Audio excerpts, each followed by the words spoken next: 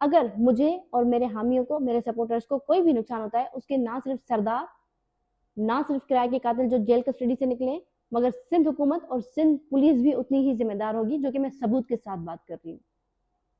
मैं चाहूंगी एक छोटी सी रिकॉर्डिंग आप सब सुन लें और फिर मैं वाज़ेह करती हूँ।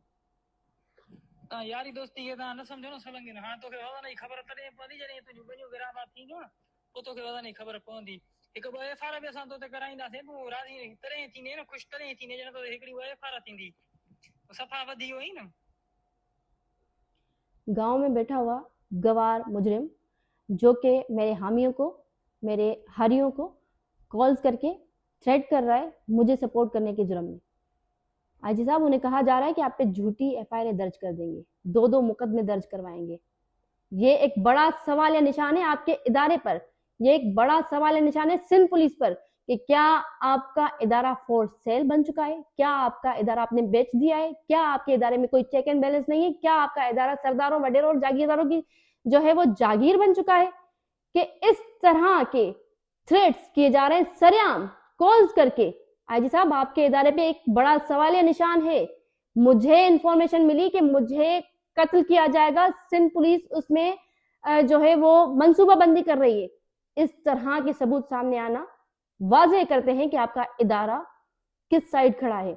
आईजी साहब, होश के नाखून ले, इस पे नोटिस ले, सरदारों, वडेरों, उनके लोगों को लगाम दे, वरना तारीख आपको कभी माफ नहीं करेगी। आज मेरे हामियों पर फायरिंग की गई है क्योंकि सरदार, वडेरे और ये उनके लोग, किराए के कातिल कोशिश कर रहे हैं कि मेरी जमीनें गैर आबाद हो। जो उनके पास ऑप्शन है, जो मेरे सपोर्टर्स हैं, जो मेरी जमीनें आबाद करेंगे, उनको कॉल्स करके सपोर्ट करने से मना किया जा रहा है। इसका जिम्मेदार कौन है? मैं सवाल करती हूँ आईजी सिंध पुलिस जावेद आलम ओडो साहब से। मैं चाहूंगी ये मेरा मैसेज उन तक पहुंचाया जाए कि आईजी साहब, एक बेटी जो कि अपने बाप, दादा और चचा के बेगुनाह कत्ल के खिलाफ खड़ी है, खून के साथ इंसाफ चाहती है। अगर मुझे कत्ल किया जाता है, मेरे हामियों को कोई नुकसान दिया जाता है, तो उसका जिम्मेदार कौन होगा?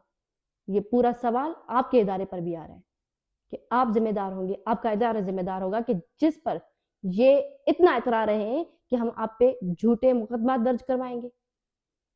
आईजी साहब, फायरिंग भी कोई एरियल फायरिंग नहीं, स्ट्रेट फायर जो कि ट्रैक्टर से जाकर गुजरे हैं।